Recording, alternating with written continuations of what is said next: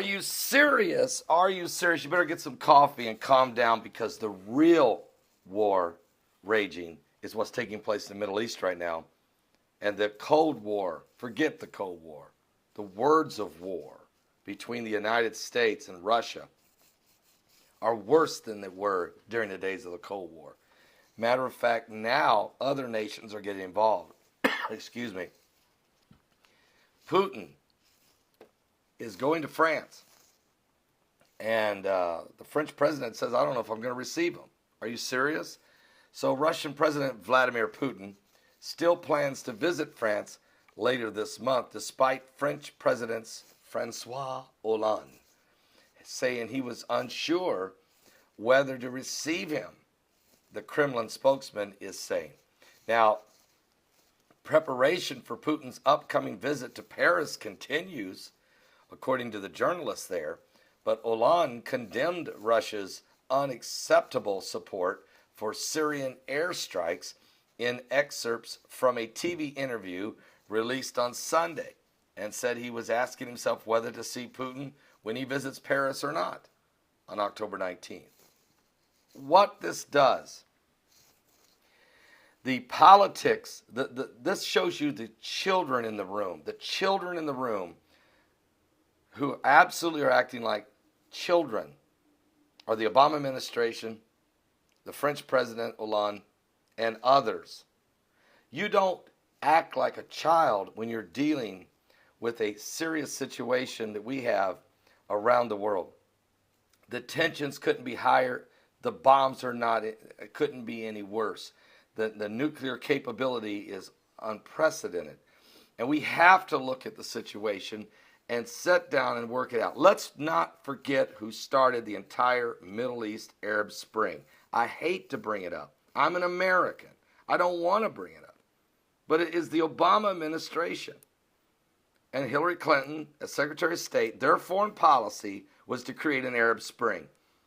They called out the world leaders, and they fell. They called for them to be overtaken, and they were.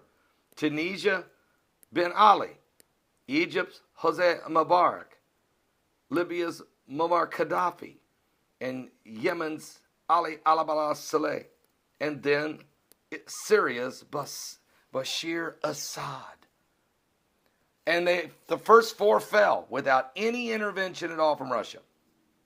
Americans creating no-fly zones, fueling rebels with guns, and toppling governments.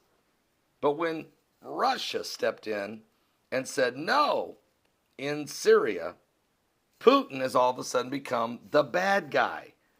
Had he not stepped in, I hate to say this, Assad would have been gone, yes. Syria would have been absolute under Sharia law, under ISIS, because John Kerry said they were watching ISIS taking the country and they were going to sit there and let it happen.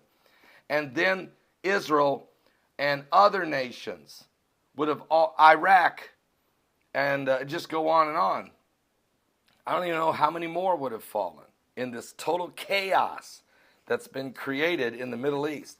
So to sit there and be a hypocrite about Putin is really not flying with the American people, especially when the news media will not even talk about this story. And guess what? Let me tell you who's really suffering here. The people of Syria, the people of Iraq, the Christians that have been slaughtered during this campaign of terror by ISIS, who are using American weaponry that we left. Folks, let's be honest here. So whenever you hear these United Nations ambassadors like Samantha Power and John F. Kerry and his, and all these other people talking about Putin. Putin didn't start this thing. Putin did not create this thing. In reality, he's trying to end it. Now, he has his own agenda, and I don't agree with his foreign policies, especially locking arms with the Iranians. That's just insanity, which he did. But I know why he is. He's locking arms with the Iranians, the Shiite leaders of the world, because the United States, a long time ago, have locked arms with the Saudi Arabians, the Sunni leaders of the world. And Israel is caught in the middle. And this is actually all biblical prophecy. Right down the line, if you go to Daniel chapter 11, and if I can read it just for a second, it'll help us understand the times we're living in, is exactly what the scripture said would happen is happening. Daniel chapter 11, verse 41. He, an antichrist spirit, he shall enter into the glorious land, and many countries shall be overthrown. I just named them for you. But these shall escape out of his hand, even Edom and Moab and the chief children of Ammon. Now that would be Jordan. Jordan will not fall, and they haven't. He shall stretch forth his hand also upon the countries. He has. And the land of Egypt shall not escape. Twice Egypt has had an overthrow of a government in the last 5 years. But he shall have power over the treasures of the gold and of the silver and over all the precious things of Egypt.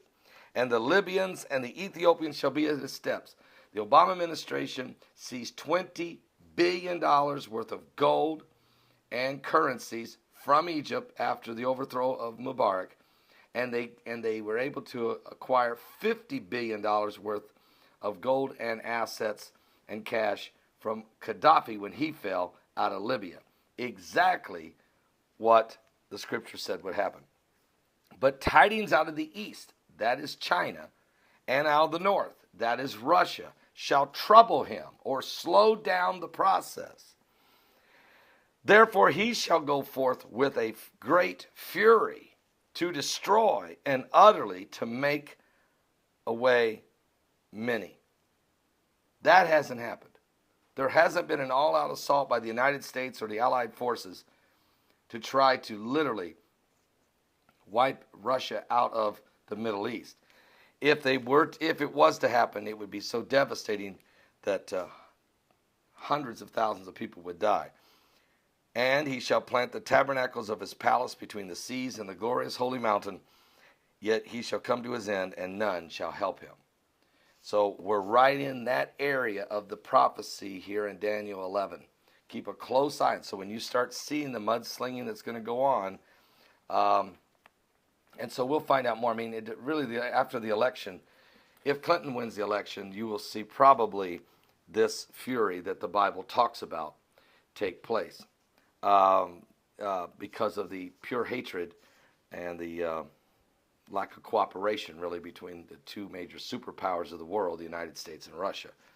We don't need a war of words. We don't need a war at all. We need cooler heads to prevail and to work it out. Please pray for the Middle East. Pray for the peace of Jerusalem. Pray for America and Russian relationship, that it can be brought to a point of agreement and peace. I'll be back with more current world events and how they relate to Bible prophecy. We're truly living in the last day. We're going to be doing a live broadcast this morning, starting an hour early since we're on the road, starting at 11 a.m. today. 11 a.m. today. We'll be live at www.paulbegleyprophecy.com.